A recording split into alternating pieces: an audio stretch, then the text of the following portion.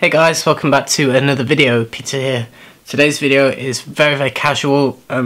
If you don't want to listen to me talking for ages, just skip this video and just wait for another review. But I was tagged by Timmy from Imagine Scent. Check his channel out, link in the description if you've not seen him already, to do like bad stories for fragrance. What's it called? Horror stories. Fragrance horror stories. So yeah, my first experience with fragrances, or a bad experience with fragrances, was probably around 10 years ago when I went on holiday with an old school friend, Martin. We just had like a week in Cyprus, and I did have designer fragrances back then, a small collection of things that were given to me as Christmas presents from family. I didn't really like any of them. I've never liked designer fragrances.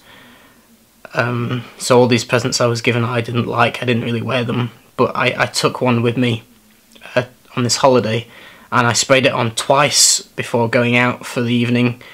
It was Joop Homme, and my god, the heat, the strength, it was just overwhelming, really strong. Hated the way it smelled, gave me a headache.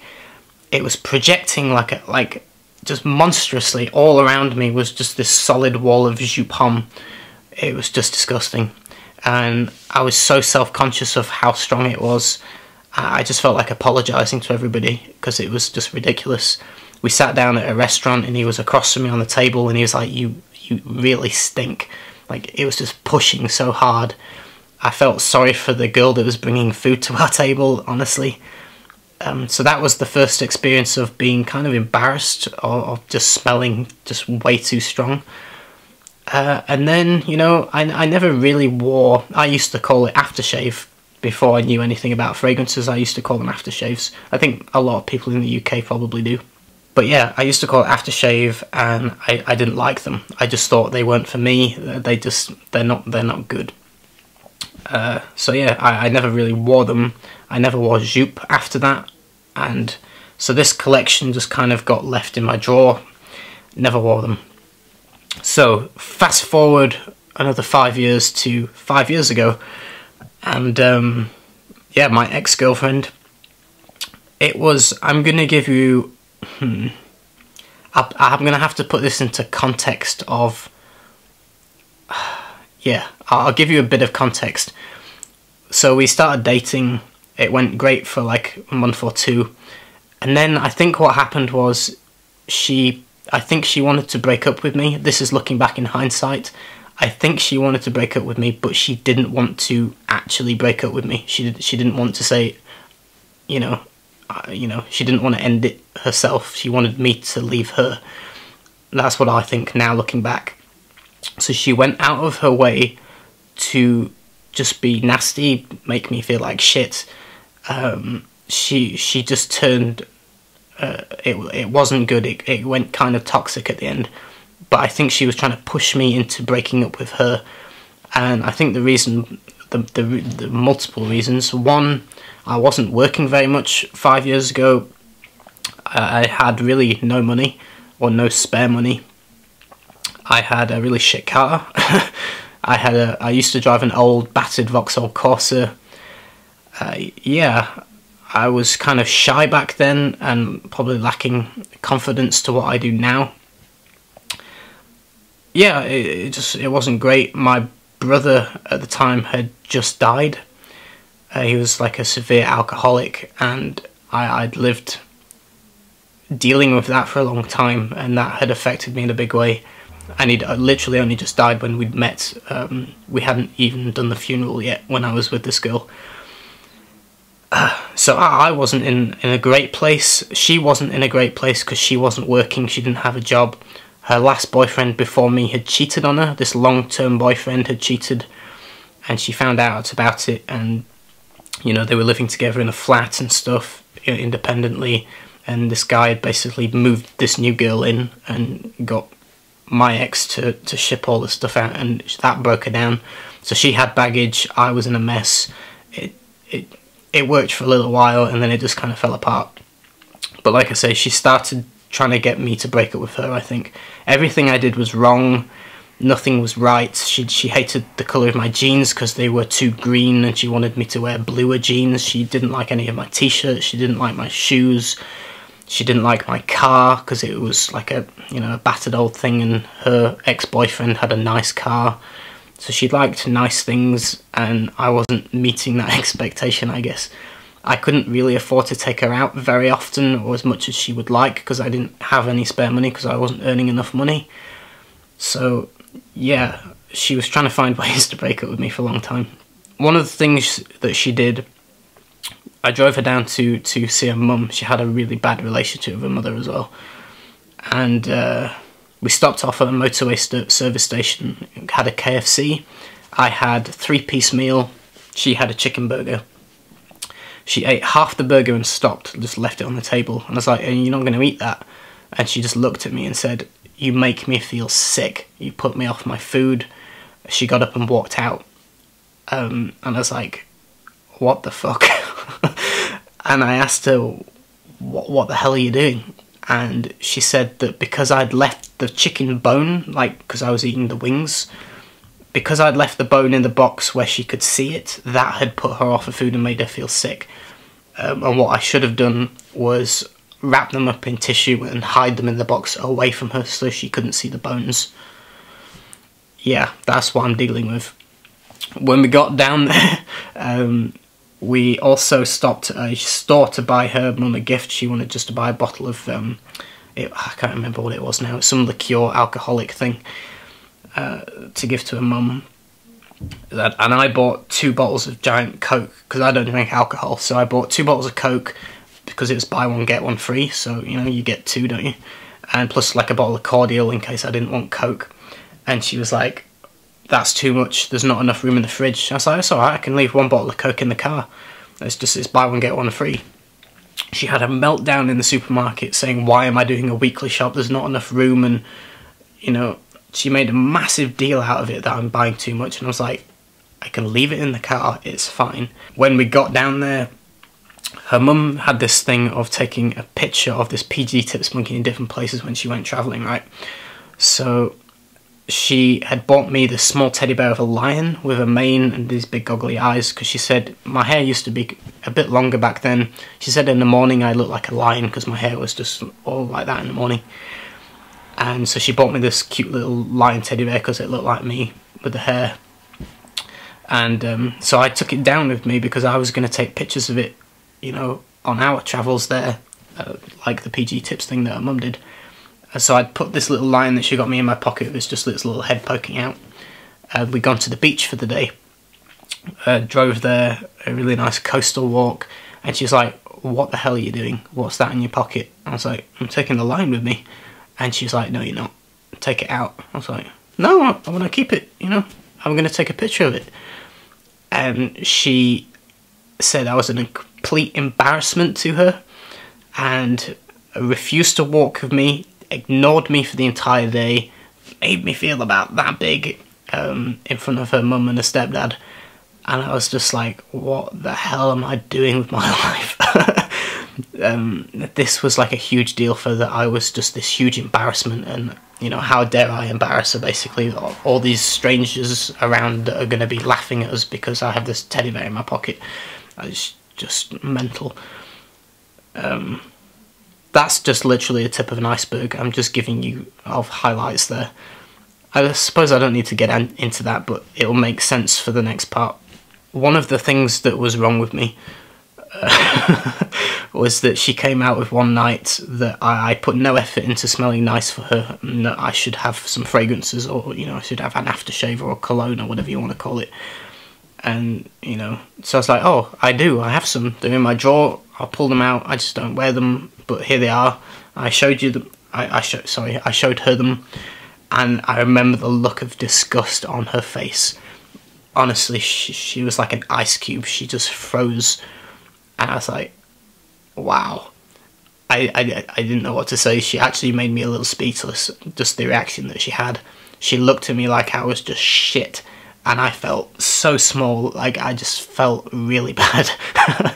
And I was like, just try them, please just try them, smell them, you might like one of them. She flatly refused to even smell any of them. She was just disgusted by them, and that stuck with me. That really stuck with me, and I was like, you know what?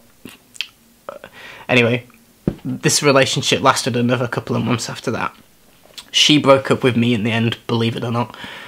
But yeah, once we broke up, I was like, fuck this.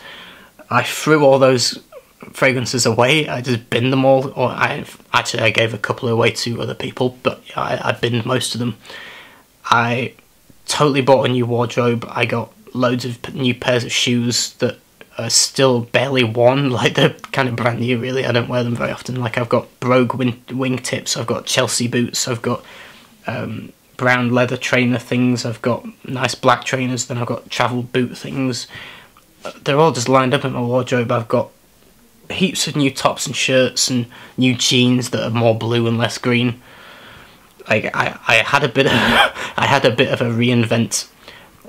Basically what happened was, after we broke up, in fact, an interesting little thing for you, that when I look back, we went to see a psychic when we were together, and this psychic said, oh, we were meant to be together.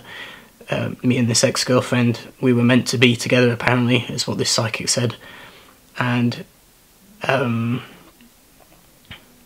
she told my ex that she could see me surrounded by ocean, a lot and lot of water just everywhere surrounding me, and I was earning loads of money, is what she said.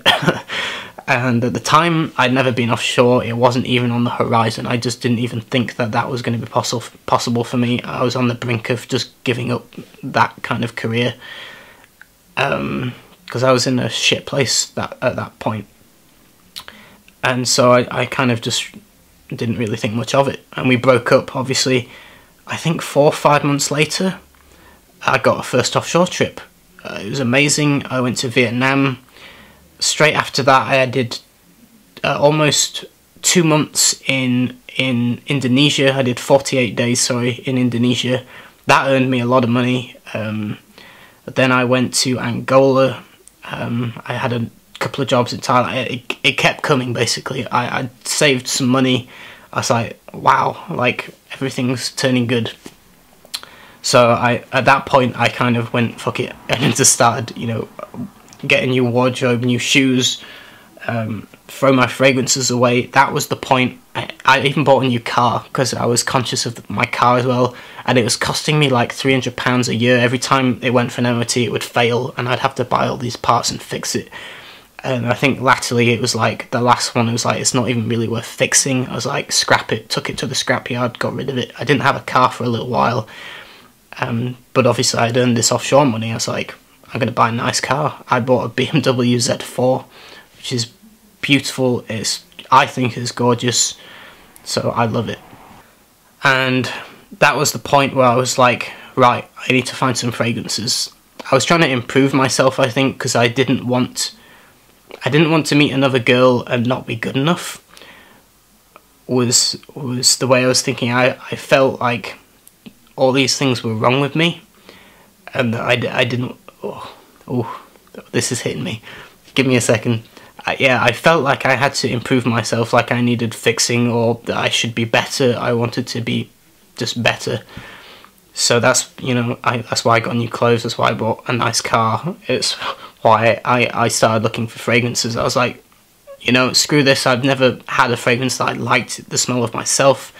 I remembered the look that she gave me. I didn't want to meet a new girlfriend and have that same experience again. I didn't want to feel that big because, you know, I just didn't want to go through that again. So I started thinking to myself, what do I want to smell of? What's going to make me feel good? What am I going to be attracted to? And for some reason, back then I thought leather's cool. I thought, you know, leather's kind of sexy, you know, when you think of like a leather jacket, or, you know, I just thought it's more sophisticated, or not sophisticated, maybe is the wrong word, a little bit more grown up. I didn't want to just smell of sugar and sweets, you know. I wanted a little bit more grown up, a little bit sexy, a little bit more mysterious kind of vibe. I thought that'd be the perfect fragrance. of someone that I want to be, that I didn't feel like I was then.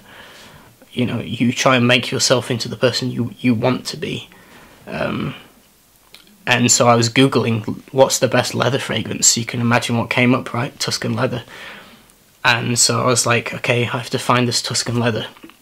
One of these offshore trips, I came home through Doha airport. What did I see on my way through? Tom Ford boutique. Picked up Tuscan leather, sprayed it, and I was like, it didn't match my expectations. It wasn't what I expected. I wasn't sure it even smelled of leather. Tried a few of them, and I was like, no, I'm just gonna buy it. I just had this gut feeling that I had to buy it. So I did. I paid for it. I took the bottle off the shelf, the sample bottle, and just sprayed it on before I got on the plane, with the bag in hand, with the brand new one in the, you know, in the bag I just paid for. And I sat on the plane, and I was like, wow. It was just amazing. It was like a light bulb going on in my head. I don't know what changed from that first smell, but when it was around me and on my skin, I was just like, this is incredible. I just completely fell in love with it. I was like super confident. I was like, I am the best smelling person on this plane. I smell like a god. Like, it was amazing. It was so good. You know, I was so confident in myself that I smell really, really good. It was awesome. Loved it. From then, I've been, you know, I got obsessed with like, oh, I want to find more. You know, I love the way this smells. I want to find that again. I want to find more that I love. That's where it began. Yeah, but I have an ex-girlfriend, I guess, to thank for that, looking back. If it wasn't for her, and if it wasn't for her making me feel like that, I wouldn't have gone out to find a fragrance that suited me. They would just still be sat in my drawer. I'd never wear them. That's how it started. But that story of the look that she gave me is the biggest horror story for me, because that affected me. You know, that hurt a lot. And it makes me kind of upset thinking about it. But that's the biggest horror story for me. It's funny, because Tuscan leather still is it's just an absolute love for me. I credit that with of why I do this, and you know, that's how it started, is Tuscan leather. I adore the fragrance. I still love it. Funnily enough, though, it is one that gives me the most negative comments. Going back to the horror story, this isn't really a horror story, I don't care, but I'm a lot different to how I was back then. I just want to point out that back then I had social anxiety. I was shy, I was quiet, I didn't have really much confidence. I was a totally different person. Travelling around the world and working offshore as well has changed me. I'm completely different. I don't really worry what people think. Yeah, I got my hair cut a couple of weeks ago. The guy was like, he said straight up he didn't like he said he didn't like what I was wearing. I mean, we're talking about, he was asking me about my work. Obviously I just come back from Dubai. We talk about diving, and I was mentioning about this shark that I'd seen, and he was like, or maybe this shark didn't like your aftershave. And I was like, oh, I said, can you smell it? Is it too strong? And he was like, basically, yeah. And I'd only sprayed it once. I was wearing Tuscan leather, obviously. I'd only sprayed it once, but it was too strong. He didn't like it. And then he actually said, who are you trying to impress? I was like, I don't wear it to impress anybody. I wear it almost every day. Just for myself. I enjoy how it smells. You know, I don't care. That stuff doesn't embarrass me anymore. I'm like a completely different person. I don't get embarrassed, really. I don't. I'm not shy. I have a lot more confidence. You know, traveling and working abroad and all these things I've done and experienced now has made me a completely different person. And I don't worry the small stuff. So, you know, but yeah, I do get now and again more bad reactions from Tuscan leather than I do positive. There's a couple of people I know that really love Tuscan leather and think it's great. Most people are like not really bothered. Some people just really don't like it. That's how it is. Most normal people in life that don't have this passion that we do, generally they like clean, fresh, non-offensive fragrances. Tuscan leather is dark, It's more unusual if you've never smelled anything like that before. And it's a strong fragrance, so it's kind of, people aren't used to that. They want something like Acqua di Gio, you know, something just non-offensive and blasé. That's kind of the only really horror stories I can share. I don't really have too many, you know, negative reactions with fragrances. It's rare that happens, that someone says something bad, but I'm just saying, when it does, it's usually Tuscan leather. I don't overspray anymore. I learned that the hard way from from Joop. So yeah, I'm conscious of how much I spray. Yeah, so I don't really have any horror stories recently. And I don't get embarrassed if, you know, the guy cutting my hair thinks that, you know, that he doesn't like my fragrance, and who am I trying to impress? I don't care. I smell good, I enjoy it, whatever. Not really much more to say on that. Those are the worst things.